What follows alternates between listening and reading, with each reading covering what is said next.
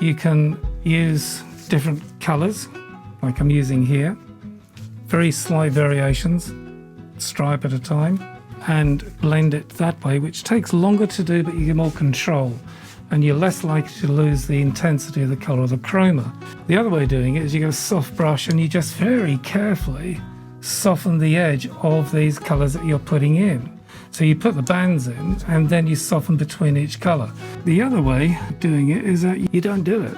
You leave it as a painting, as a brush mark. Ooh, scary. And that really works well too. So there's a decision to be made as to how to paint things like this and all your paintings. Do you want every brush mark showing? If people wanted a photograph, they'd go and buy one to hang on the wall. So people who buy a painting don't want a photograph, they want a painting. So they don't mind seeing a brush mark. Does that make sense? Good.